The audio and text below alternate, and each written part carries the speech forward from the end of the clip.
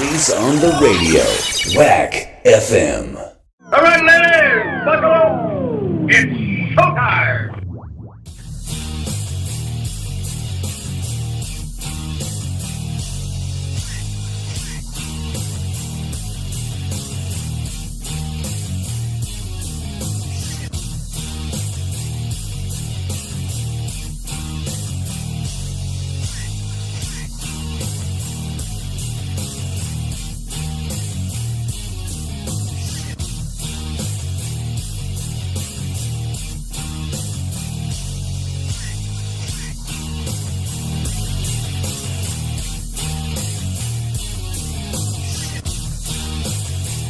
Hey now, what's going on out there? You know what time it is. It's time for the world's most hated and most racist online show in America. It's Reese On The Radio, right here live. And as always, folks, I do what I do to entertain, to inform, and to have a chuckle or two. That's what we do here. You probably noticed that the intro's a little different now. What's up, Carl? The intro's a little different now. We're doing it short. We're doing it sweet. We are kicking right into the show. None of that nonsense with the opening monologue. All that. Nope. We are in it to win it. Who are these people texting me? There's people texting me. Yep, just people texting me. That's kind of how it goes. Let me turn off my volume here because I will get interrupted in the middle of the show. That's just the way people operate today, and I apologize for that. So forgive me. What's up there, White Mike? Plenty of stuff to go into. Today, folks, you may have heard about Fox News hosts' text messages to Mark Meadows, the chief of staff, in the Trump administration. You may have heard about that today. And I will be honest with you, as soon as I was like, Sean Hannity was texting the chief of staff of the Trump administration on January 6th, I wonder what he said. Laura Ingraham was texting the chief of staff at the White House. Heavens, the Betsy's, clutch the pearls. Text messages from Donald Trump Jr.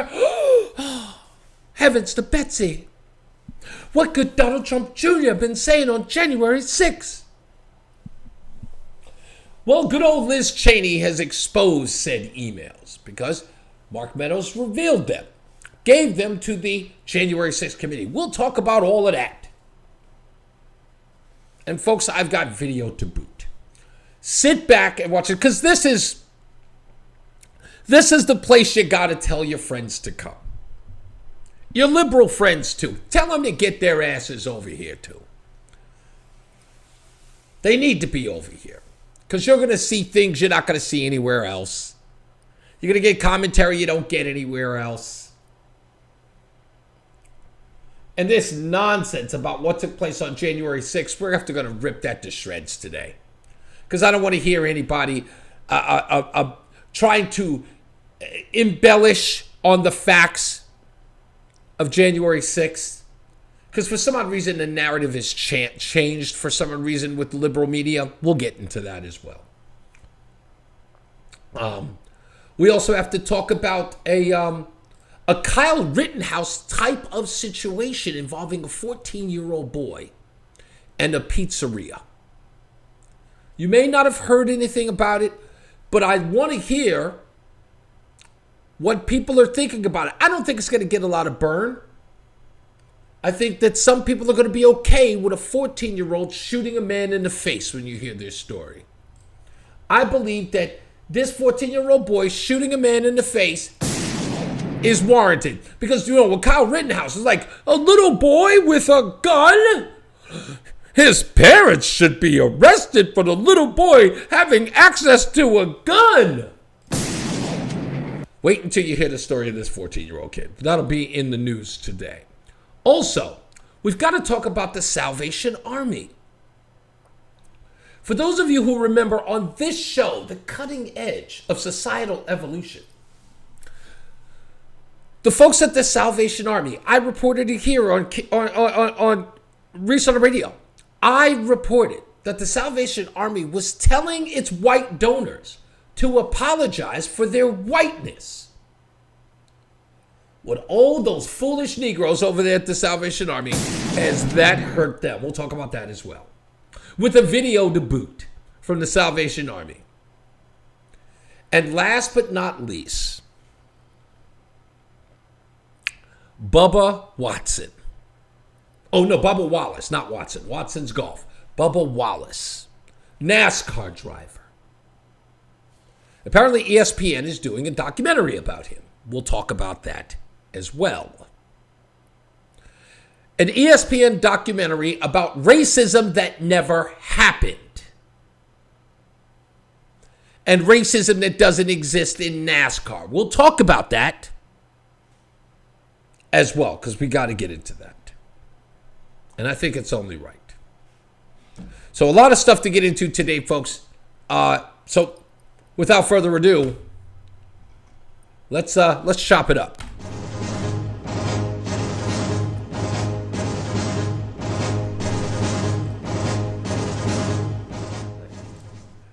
You remember, folks, the Salvation Army said that if you're white, you need to address your whiteness. Well, unfortunately for those folks over at the Salvation Army, they may have to pull back on trying to tell white people what they need to do with themselves. If you didn't hear the story, here it is. Salvation Army wants white donors to offer sincere apology for their racism. The Salvation Army wants its white donors to give more than just its money this Christmas season. Its leadership is also demanding they apologize for being racist. As part of the push by the Christian charitable organization to embrace the ideas of Black Lives Matter, an activist group working to, among other things, dismantle white privilege and disrupt the Western prescribed nuclear family structure, the Salvation Army's Alexandria-based leadership has created an international social justice commission. Yes, they have. And there's a website for it, which has developed and released a resource to educate white donors, volunteers, and employees called Let's Talk About Racism. It asserts Christianity is institutionally racist, calling for white Christians to repent and offer a sincere apology to blacks for being antagonistic to black people, to blacks for being antagonistic to black people or the culture, values, and interests of the black community. In an accompanying study guide on racism, Salvation Army authors explain that all whites are racist, even if they don't realize it. Well, the people who support the Salvation Army heard about this, and they got the message. Oh, so we're inherently racist. Well, as an avowed racist who can't redeem myself based upon the color of my skin, why would I want to give my money to you people? And they did. Turns out the folks at Salvation Army's donors said, F you. We're not sending you crap. And I'd like to applaud those people.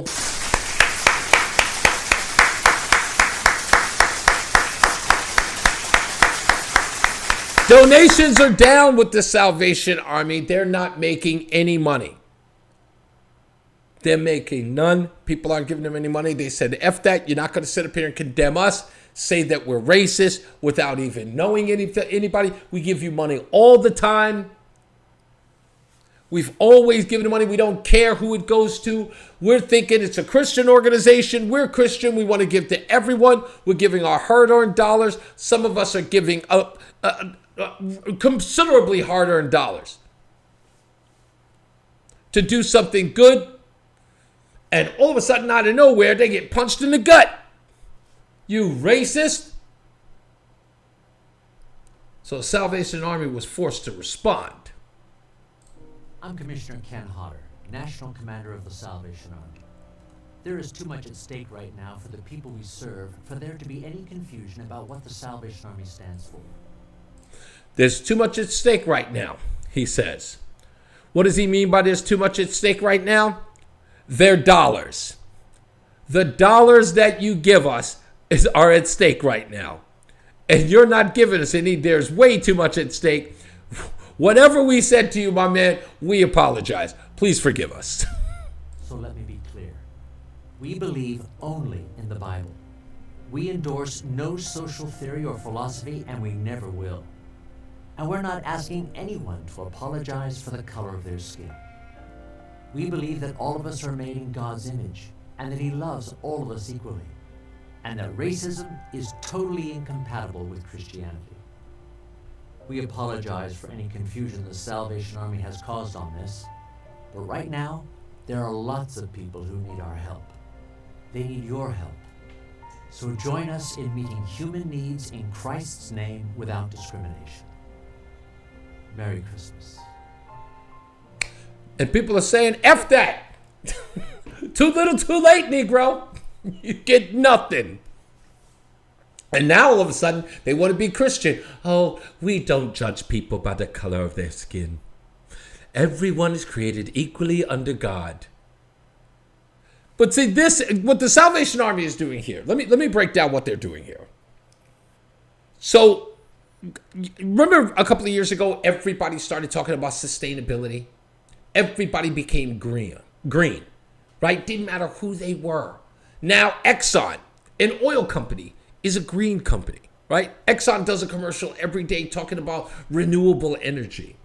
They're talking about, alternative sources of fuel. That's all they do now. Chevron's really big on this too, right?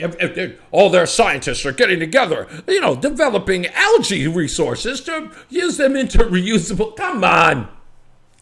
We know what these people are. They're oil companies. And they do that sustainability thing to get them, keep the pitchforks off their front yard. They want the torches to get out of here. Come on, we do sustainability. You can't burn our stuff down. Yes, we do oil, but we do alternative stuff, Just yesterday, we turned a corn cob. We stuck a corn cob in a Tesla and it drove 4 miles. That's what they do. And here's the Salvation Army. They thought, you know what? That Black Lives Matter thing. Whew, them people pulled in $100 million last year. Let's get in on that.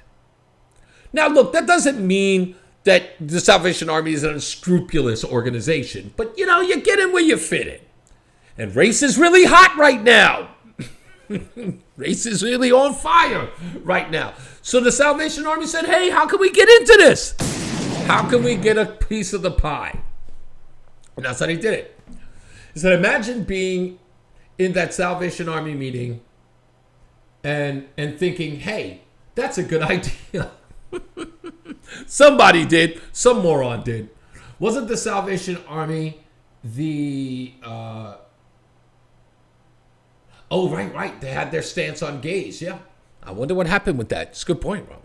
It's a good point. I don't know what happened with them. But yeah, so now they're apologizing, saying that, they don't have an issue with Black Lives Matter, or they're not a part of the Black Lives Matter movement. And I think that's fantastic. I'm so glad that they came to their senses. Anyway, moving on. Are you opposed to a 14-year-old boy shooting a grown man in the face? Me neither.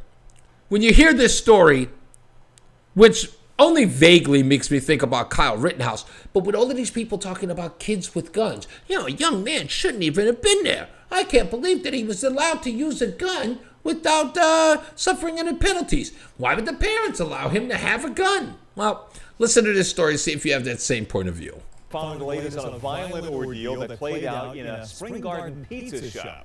Philadelphia police say a teenager took matters into his own hands as a would-be robber attacked his mother inside. Detectives say the teenager shot the man, who then managed to make it a few blocks away before officers caught up with him. Action News reporter Jacqueline Lee live now outside the Bold Pizza Shop in Spring Garden with the latest from investigators. Jacqueline.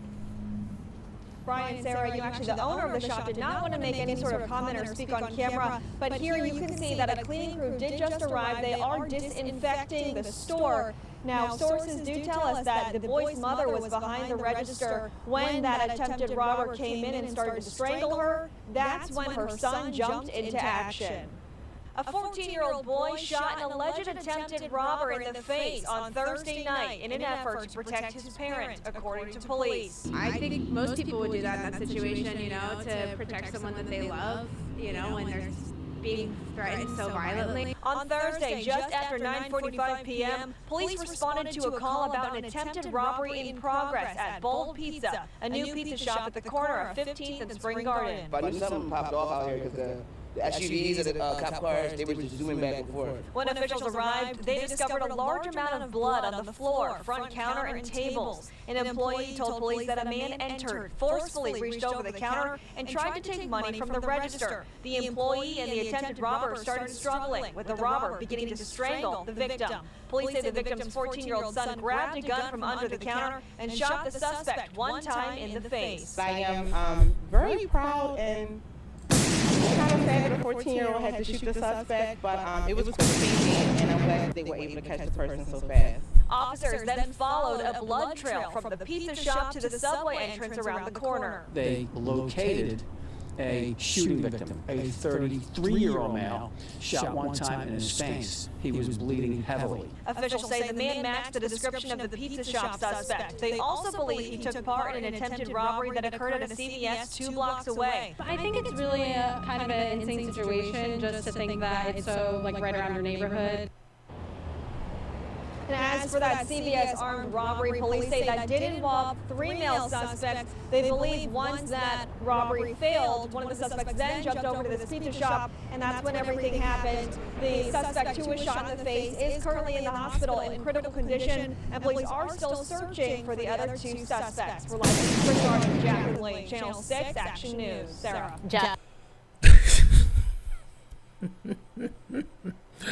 Yeah, so they shot the poor man in the face. Now again, 14-year-old kid protecting his mother, grabs the gun, shoots the dude in the face. Now I'm not gonna lie, that kid was going for blood. You ain't gonna touch my mama!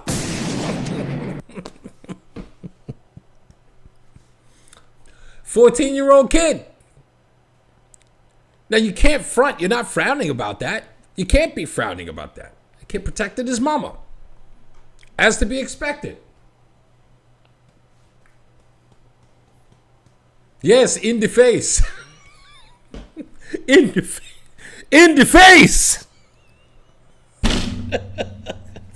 Robert, that was a good one from Coming to America. That is a good one. That's also hilarious.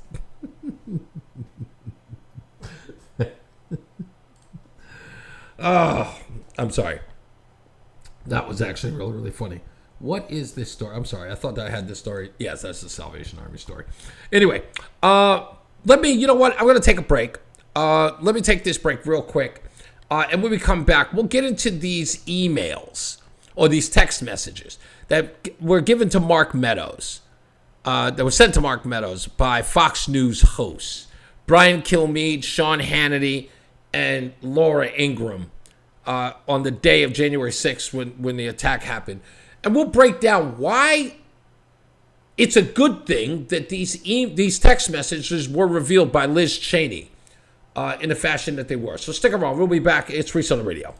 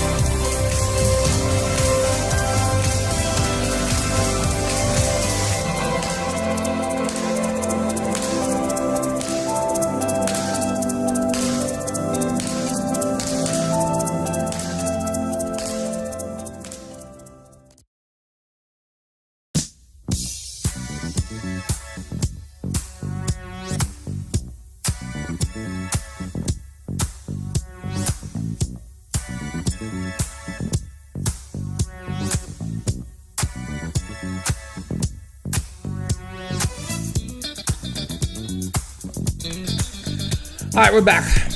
It's Reese on the Radio. Gotta make sure my volume's up there. So it turns out that Mark Meadows, the former chief of staff at the White House, chief of staff for Donald Trump, gave up his emails or his text messages to the January 6th committee, which in essence is kind of an unlawful committee because there are no Republicans on this committee. So it's just Democrats pretty much hashing out what they believe is supposed to be some coup that the president is responsible for. We all know what this is about. They know that Donald Trump more than likely will be running in 2024, and this is more ammunition, if you will, to use against him should he run. That this is what every news organization is going to run, or every question is going to be asked of him as he runs again. So over and over again, he'll be raked over the coals. This man is unfit, blah, blah, blah, blah, blah. Get him out of the primary, such and such. That's what this is done. So Liz Cheney, during the January 6th committee, read this. If you haven't heard it, take a gander. Multiple Fox News hosts knew the president needed to act immediately. They texted Mr. Meadows, and he has turned over those texts. Quote, Mark, the president needs to tell people in the Capitol to go home. This is hurting all of us. He is destroying his legacy, Laura Ingraham wrote. Please get him on TV, destroying everything you have accomplished, Brian Kilmeade texted. Quote, can he make a statement? Ask people to leave the Capitol, Sean Hannity urged. As the violence continued, one of the president's sons texted Mr. Meadows, quote, he's got to condemn this shit ASAP. The Capitol Police tweet is not enough, Donald Trump Jr. texted. Meadows responded, quote, I'm pushing it hard, I agree. Still, President Trump did not immediately act. Donald Trump Jr. texted again and again, urging action by the president. Quote, we need an Oval Office address. He has to lead now. It has gone too far and gotten out of hand, end quote. There's a reason why all of what Liz Cheney is reading is important. You don't have to be a lawyer. Shit, you could watch Law and Order and figure this out. Before these text messages came out, it was believed by many in the media that Donald Trump Jr., Mark Meadows, and even Fox News for that matter, were all culprits in the so-called insurrection. They all knew. They were all down. They were all cheering on the insurrection and the dismantling of our democracy, or as so it were. But Liz Cheney reading these text messages saying what Donald Trump needs to do to condemn this. Even his own son, his namesake, for crying out loud, saying we need to get this shit under wraps now. He needs to make a statement. We need him to lead. Right? They need to do something immediately. So where's that narrative that all of these conservatives were for the insurrection? Clearly they weren't. That's what makes that obvious. But I digress. Here's the last part of it, of what Liz Cheney had to say. But hours passed without necessary action by the president. So hours, necessary action by the president. Now remember, it's always been believed that the president was culpable, that the president really wanted this, that the president incited it. Right? But his friends over at Fox News, nope, they're condemning it. Even his own son is saying, we need to lead now. Right? So what did the people over at CNN do? Some hack by the name of Jim Avalon, he does this, and pay very close attention to what he says about protests. As all of this was going on, but what does it tell you that they can no longer deny that they didn't know what was happening on Capitol Hill, because they were getting texts from people inside the Capitol saying, we are literally under siege here. And nobody ever said that the president didn't know what was going on. That's bullshit. That's a straw man if I ever heard it. No one at the White House said they didn't know what was happening. They were briefed. In fact, so was the Capitol. The Capitol was briefed before anything took place. So please knock that off. So whoever this broad is a flat-out liar. That's what's so significant. That, and I think the fact that the Trump-Fox feedback loop has been totally exposed. All these people who've been trying to ritualistically downplay this attack on our democracy, saying it was a mostly peaceful protest. Fox News said that this was a mostly peaceful protest. Was that what they were saying?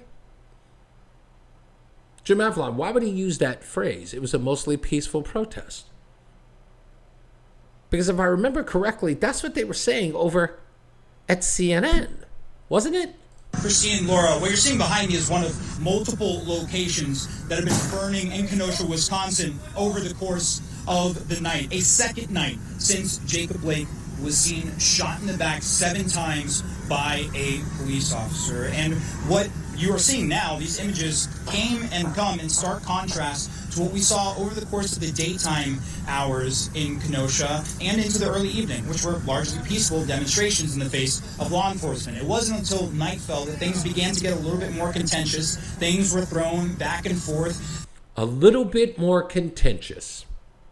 Fox was downplaying the violence at the Capitol, yet they have text messages from Sean Hannity, Brian Kilmeade, and Laura Ingraham, and the president's own namesake son saying that we need to put a stop to this. CNN, this Yahoo, is standing in front of a burning building talking about, it's been mostly peaceful. It got us somewhat out of hand when the night fell. A burning building is behind him. Police started using some of those crowd dispersal tactics like tear gas, even playing very loud sounds to push them out. And then what you are seeing, the common theme that ties all of this together, is an expression of anger and frustration. Right, a common theme of anger and frustration. That was never ever used. No one was ever given that over at the Capitol. No one was given that leeway at the Capitol. Nothing was burned down. There were no businesses that were burned down at all at the Capitol building. Right? No fires were set. There were people who were getting killed in Kenosha. Albeit Kyle Rittenhouse was one of the people doing the shooting. But that's a non-starter. Yet if you think that was bad, what about over there at MSNBC? Because they're a little outraged about these text messages. I wonder what they were saying about the riots in Kenosha. Oh no, that's Kamala Harris's tweet. My bad. Let me get to the MSNBC thing. Is it that one? Sorry, I have that one. Oh man, where is it? Damn it, I had it and I lost it. Oh no, that's right, it is this one. Let me go on. My apologies. It is on this piece. That's coming up in a second. However, what people feel like has become an all too familiar story playing out in places from across the country, not just here in Kenosha, Wisconsin. Here's MSNBC. I want to be clear in how I characterize this. This is mostly a protest. It is not, generally speaking, unruly. It is not, generally speaking, unruly. But fires have been started, and there's a crowd that is... Right. So these two morons were on the news while things are burning behind them, using the term mostly peaceful. Like Jim Avalon was saying over there at CNN. Clearly, all the people at Fox News were condemning the violence, and they always had. But let's go one step further. Did anyone over at Fox News suggest that people should take to the streets? Or that protests, whoever said protests had to be civil? No. In fact, that was mostly said on the left. I just don't even know why there aren't uprisings all over the country. Maybe there will be.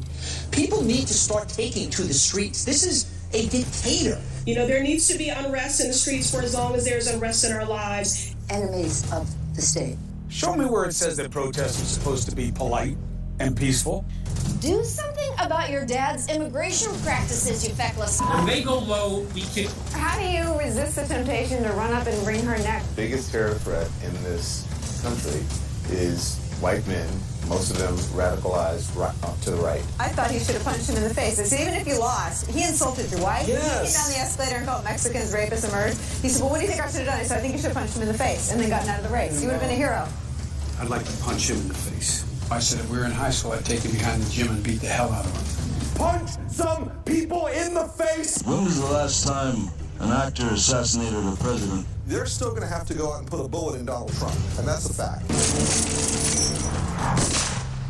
Look, as his character is stabbed to death. Where is John Wilkes Booth when you need him? I have thought an awful lot about blowing up the White House. A Missouri state senator is under investigation by the Secret Service after saying she hopes President Trump is assassinated. I will go and take Trump out tonight. And if you see anybody from that cabinet in a restaurant, in a department store, at a gasoline station, you get out and you create a crowd. And you push back on them. And you tell them they're not welcome anymore, anywhere. And sadly, the domestic enemies to our voting system and our honoring our Constitution are right at 1600 Pennsylvania Avenue. They're not going to stop before Election Day in November, and they're not going to stop after Election Day. And that should be, everyone should take note of that on both levels, that this isn't, they're not going to let up, and they should not. If you think we're rallying now, you ain't seen nothing yet. So again, you didn't see any of that out of those text messages from Brian Kilmeade, Laura Ingraham, Sean Hannity, or from Don Jr. Not one. You also didn't see this from any one of them. As the riots were happening there, then Senator Kamala Harris, if you're able to, chip in now to the Minnesota Freedom Fund to help post bail for those protesting on the ground in Minnesota. Now, why would she be doing that? Suggesting, and I checked a fact checker who tried to suggest that she was not trying to bail out people who were committing acts of violence. Well, the peaceful protesters weren't getting arrested. It was people who were burning down people's buildings. Who are they talking about? None of these people have ever condemned violence. They called for it. And what those text messages revealed was exactly what I'm saying here. They revealed that no one on the right, no one at Fox News ever lied about who they are, pretended to be somebody else, didn't call for violence here and then call for it there. They were consistent. And everybody here knows that they were consistent. So all the rest of that is nonsense. And it's sad to even think that this is to be believed. But here we are. Here we are. So if you didn't know this, Bubba Wallace, who, you know, I'm not a NASCAR fan, so I don't really care. ESPN's got a documentary, and I have to watch it, which sucks. I'm gonna have to watch it because I'm trying to figure out what the angle is here. There's a trailer for this documentary, and it's called what's it called? It's called Fistful of Steel. Is the name of the documentary about the FBI being called to NASCAR to investigate a noose in the driving stall of Bubba Wallace. And an investigation that the FBI came to deal with that turned out to be a handle to pull down the garage door. But yet ESPN saw it fit to make a documentary about this. Because NASCAR is supposed to be a racist sporting event. There are key things you are going to see in this documentary that completely contradict that bullshit. But yet there's a documentary that's going to be named about it. I mean it's going to feature that. So please feast your eyes. Let me see if I can. Where did I put it here? I thought that I put everything in order, but I can't find anything. And I suck today. No, that's not it. Goodness gracious. No, that's not it. Where did I put it? And I suck. There we go. Sorry. My bad. I'm on it now. Again, ESPN, Bubba Wallace, Fistful of Steel. I just wanted to stand with him during the national anthem to show my support for him, and was appalled by what I had learned. And then as drivers got involved, I think crew members, team managers, team owners, it really started to snowball within a very short period of time.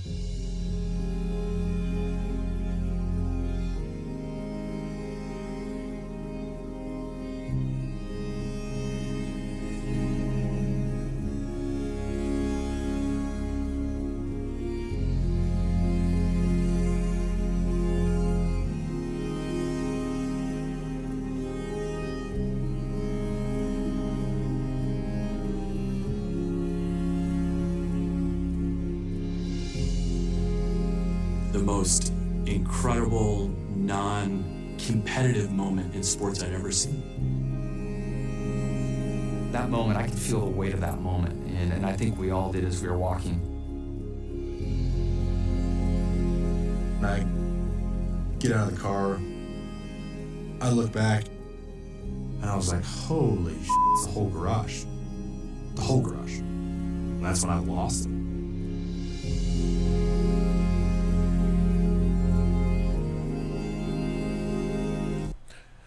Now, I gotta ask, what the fuck was he crying about? Was he crying about the fact that he thought all of NASCAR was racist? And then when he gets out of the car, he sees the entire garage out there supporting him? And that made him look like a fool? Or did that support prove that there were racists out there and those guys were saying, we're not standing for it anymore? I don't know. I guess we have to watch the documentary to find out. But he's weeping over what? People are patting him on the back. People are walking behind him. He's in front. People are on the side of him. They're all cheering him. He comes out and he's overwhelmed with what? Guilt? All of these people are showing him compassion for something that clearly wasn't racist, which we all know was bullshit. Bubba Wallace knows what he saw. Bubba Wallace knows what he saw wasn't racist, and I'll tell you why. Because Bubba Wallace never reported said news. He never did. Someone else did. It was brought to Bubba Wallace's attention, and he rode with the story. And he knows those people in NASCAR. If NASCAR was as racist as it was, why go in there? Did he really think that he was going to put all of blackness on his shoulders and walk into NASCAR and say, I'm going to change it in here? Give me a fucking break. Stop it. These martyrs are insane. Bubba is no martyr.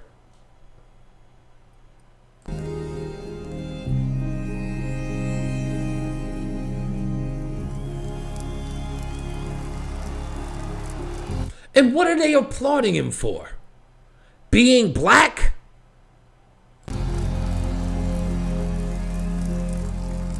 What courage does he have?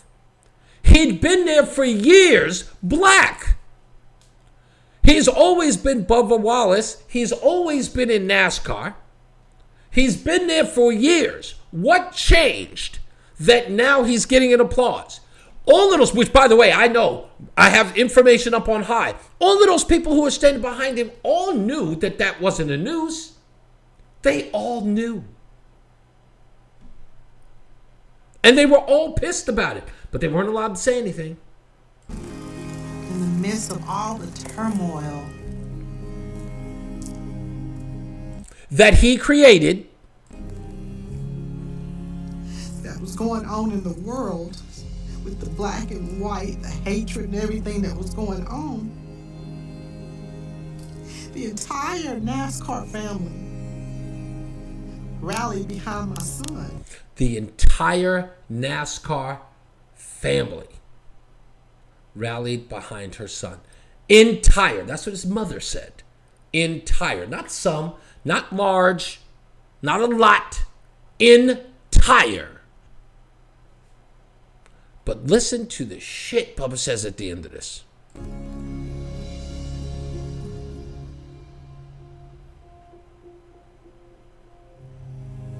I knew at that moment they loved him for the person that he is, not because of skin color or anything like that.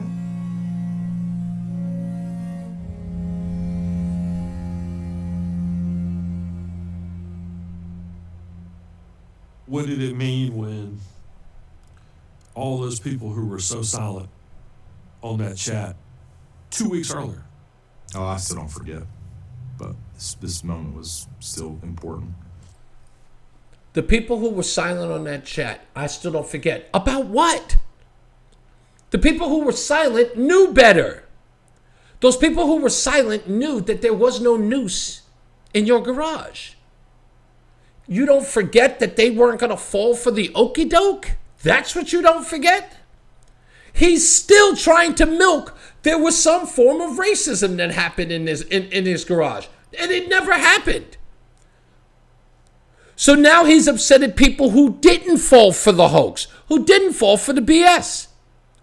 That just because he's black, or part black or whatever, that because someone thought it was racist, that they were supposed to rally behind it. Now that is the template in which you must be judged.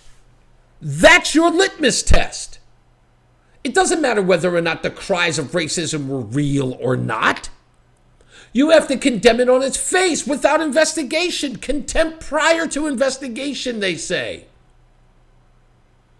Those people should have stepped up and said, I condemn this, to find out that it was nothing.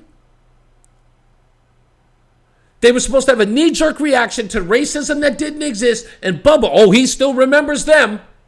How dare they not come to his aid off a perceived racist act against him? One that turned out to be false. One that NASCAR had to have the FBI come in and investigate.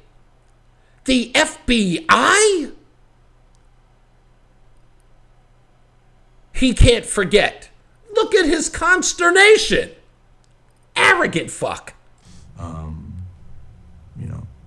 You can let down your guard a little bit, but I don't forget the ones that were silent. You hear that shit? You can let down your guard. That's what got us here. That bullshit is what got us here. That judgment, that arrogance. Him believing that something was done against him. Look at the look on his face. He's angry at people who didn't step up about something they knew wasn't racist. That's what he's pissed off about. That's what this documentary is about. The people who said nothing because they knew nothing happened. Fuck this kid. Now, I only bring that up is because Michael Jordan, you might remember this because I played this on the show.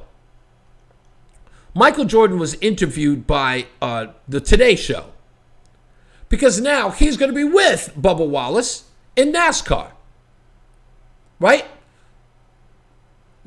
For some odd reason, for a racist sporting company or a sporting event, black people are just coming in and just trying, I'm going to walk on in there anyway. Bubba Wallace goes to racetracks and he gets booed. Why do you think that is?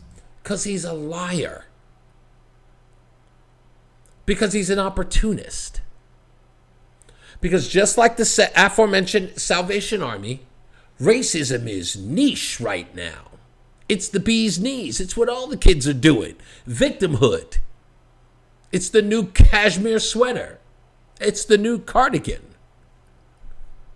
In 2021. This sport needs to change, and it has started the progress of changing, and maybe people are not cheering for him, but he has to dig within himself. You're fighting from within, to achieve something.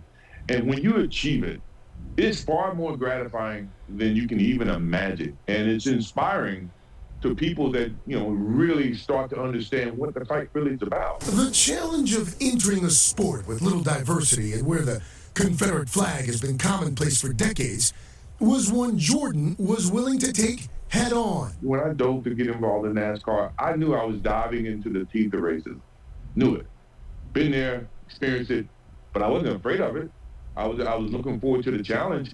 Bubba Wallace. Did you ever notice that, and Michael Jordan is another one. Michael Jordan, again, this is another piece of garbage. Sorry, gotta say it. I don't give a shit how you feel about him. It's another piece of shit, Michael Jordan. Remember Jesse Helms? They asked Michael Jordan to help out a black candidate who was running against Jesse Helms in North Carolina. And Jordan says, nah, man, Republicans buy sneakers too. Remember that? He had no interest in it. Now, Jordan is some sort of black activist now. Michael Jordan. I don't get these people. Liz Cheney, George W. Bush, Michael Jordan, people who usually stay very apolitical. Now are throwing their hands in the political. Literally, political winds blow, they flow right with them. No way Jordan would have worn a BLM shirt when he was. Of course he would not have. Of course not. Of course not. But now it's okay. Jordan's made his money, and he'll continue to make his money. Now it's politically expedient for him to do it. It's actually kind of funny. It's just kind of funny. I don't know what to tell you about any of this, but I'm going to watch it. I have to, because I have to find out what all of this nonsense is about with Bubba Wallace. I don't watch NASCAR, so I don't care. That's just the deal. Anyway, I've got an early warning tomorrow. Anyway, you know what that sound is, folks. It's time for me to get out of here. As I always say, radio is free, so we thank you for paying attention. Remember to keep JC in your hearts and in your minds. Sean Patrick, we love you and we miss you. Remember that panic is not planning, so plan your work and work your plan. I'm Reese On The Radio. Have a good night and a pleasant tomorrow. And we hope to see you back here tomorrow, too. And we have, I got another Christmas song coming at you. It's one that everybody dedicates to me every year. So stay tuned for that. We'll see you here tomorrow. Be good to each other. Holler.